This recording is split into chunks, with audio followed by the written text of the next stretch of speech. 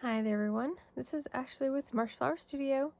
In this video I'm going to show you guys how I make my little no-sew mini crabs.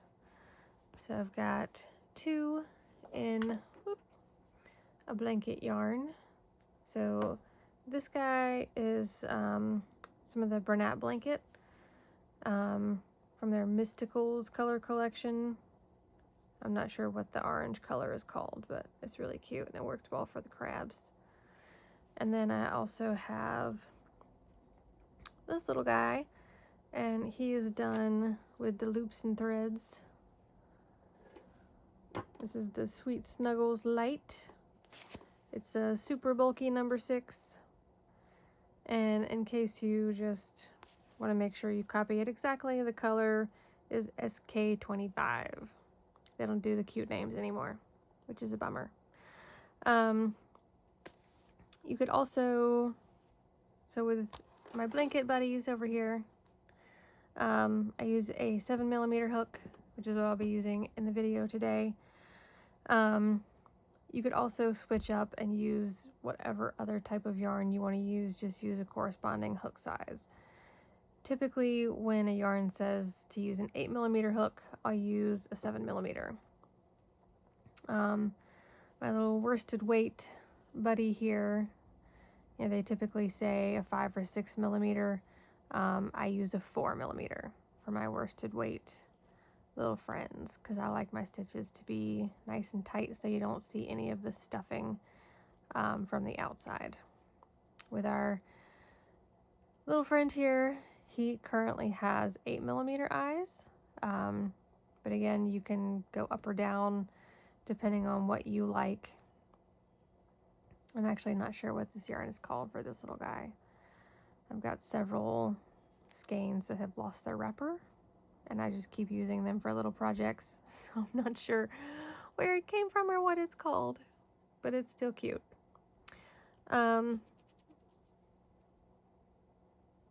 With my bigger blanket yarn buddies, these guys get 12mm eyes. So we'll slide those to the side over here. They can watch their friend being made. And of course we have scissors and a yarn needle for the very end. All right, so to begin our crab friend, we're going to do a magic circle.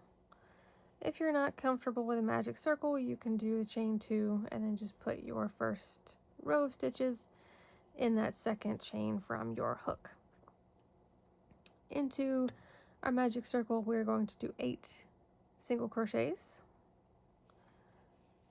1, 2, 3, 4, 5, 6, 7, and 8.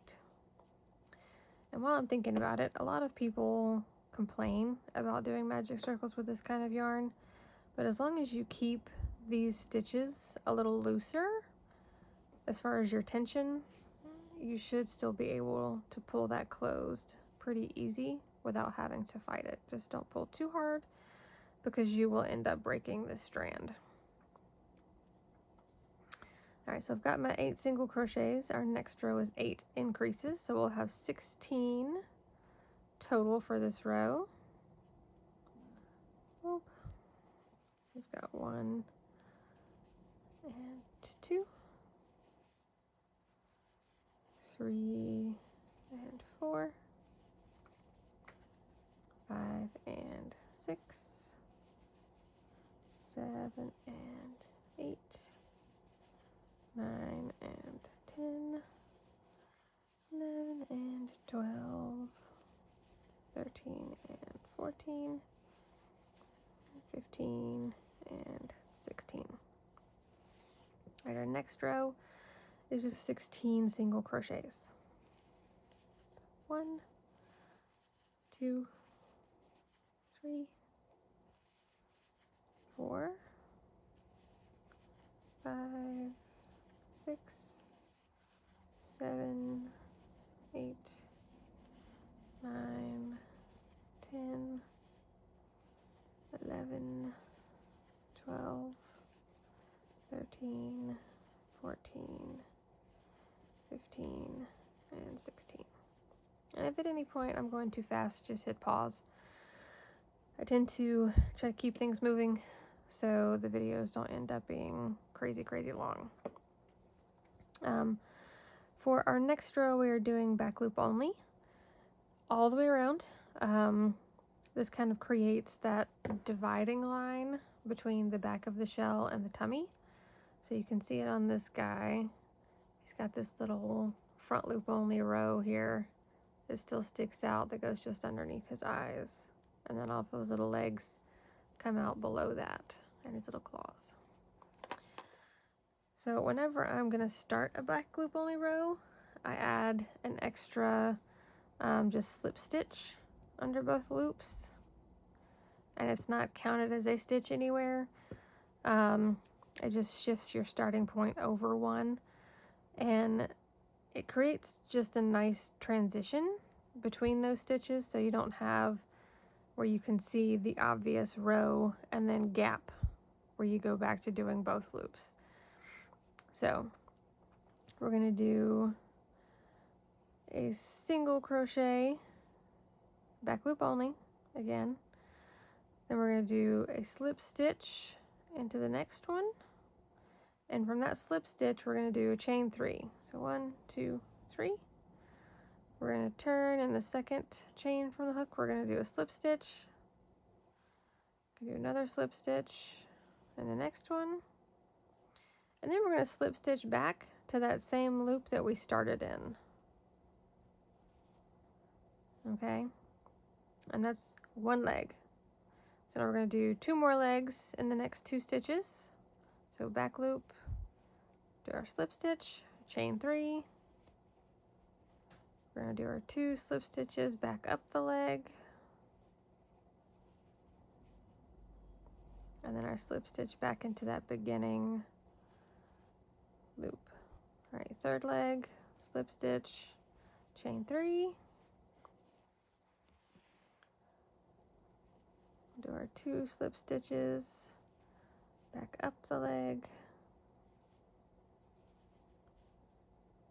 and then back into our starting loop.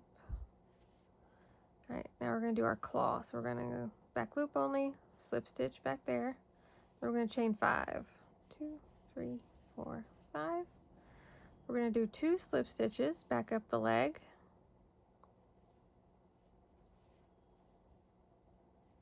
And then we're going to chain 2. We're going to do 1 slip stitch in that second chain from the hook. And then we're going to go back into that same stitch where we had our first half of the claw, do the 2 slip stitches back up the chain. So it kind of creates this little 2-finger effect on the end. So then we should still have 2 more chains here. We're going to slip stitch back through those, 1 and 2, and then again we're going back into that loop from the body where we started to do 1 more slip stitch. All right, then we're going to do 3 single crochets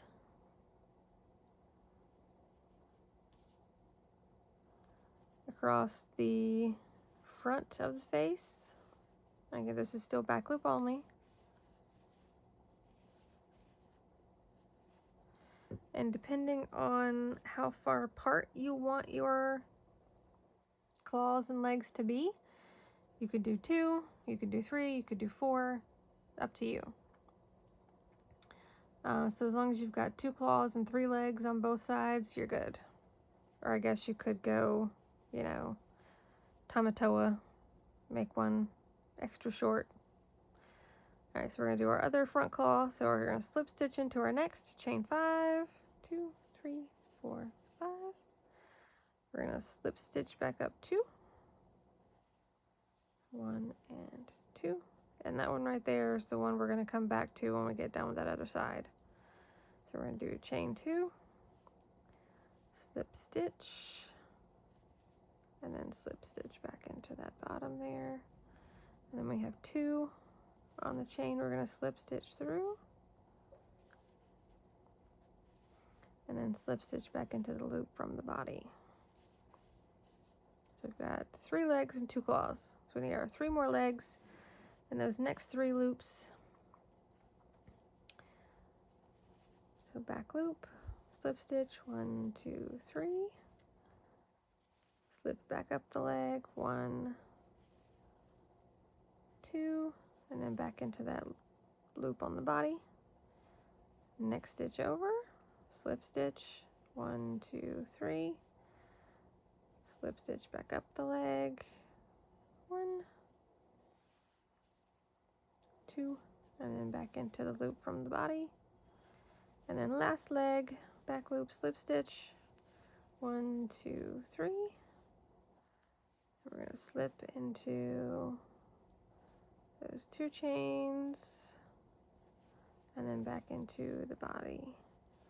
And then we're going just to single crochet back to our starting point.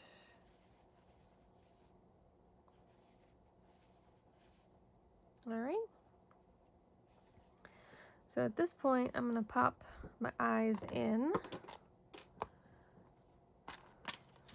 And they're going just, so we've got our front loop row here. They're going in the space in between that row just above. Oops. Just entered. So flip them over, pop the backs on.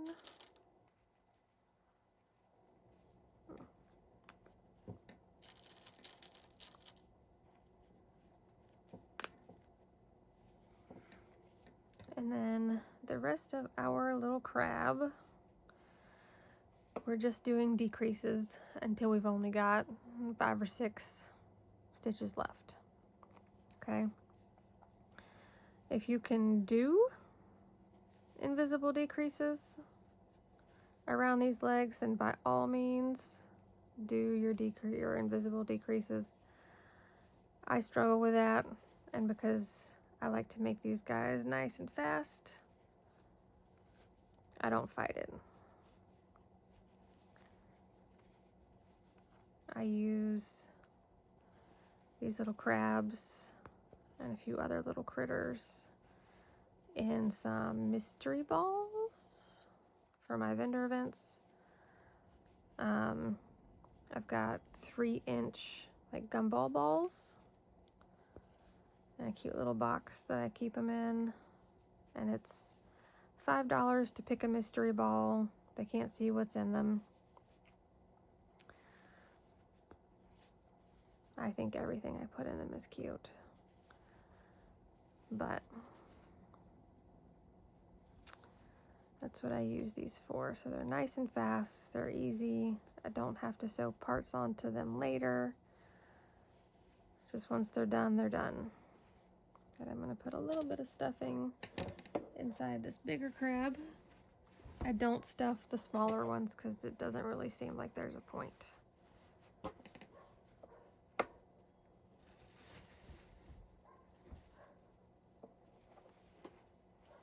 Just a little stuffing in there. Gives them a little bit of squish.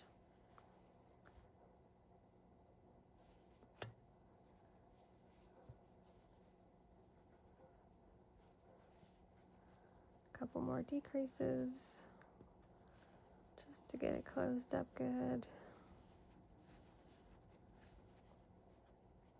And I always just do a slip stitch, just kind of my last one here. So we'll cut that off and pull it through. And I'll use my yarn needle.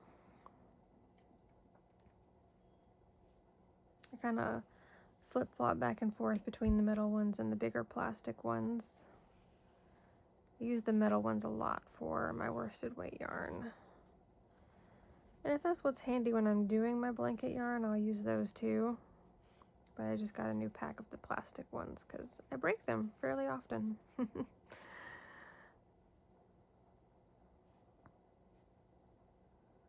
just closing it up. We're going front loop only from the outside to the inside, all the way around, and then we pull it tight to cinch that hole together. And then I like to just tie a quick little square knot.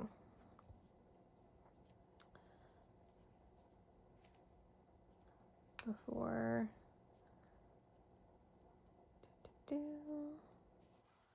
take it and stick that right through the center. Now the other side. We'll trim off our extra. Get rid of that leftover fuzz. And we've got another adorable little crab. And this entire video, to this point, is about 15 minutes. And that's with some of my talking and explaining beforehand. So really quick, fast, easy little crabos. And like I said, I do them in a mystery ball for $5. And people love them. Like, I mean, how could you not love little critters like this? They're just soft and adorable and squishy. But kids love them, adults love them. If you do vendor events, I highly recommend doing something similar. Because I had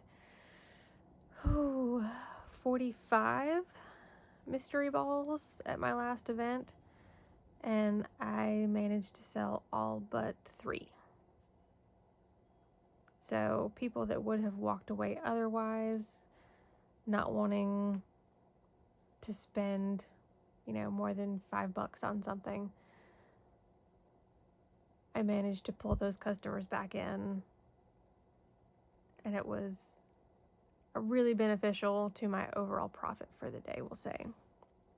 So I hope you enjoy making these fun little crabs. I would love to see what your little crabs look like, what colors you picked, what yarns you use. I recently found that there are quite a few other places to buy yarn other than what I am familiar with myself, or have been familiar with at this point, I guess. So let me know what you make. Let me know if you like them. Subscribe, like the video, check out some of the other videos we've made, some of the other cute, fun, fast little friends. And we'll see you next time. Happy hooking, crochet nerds!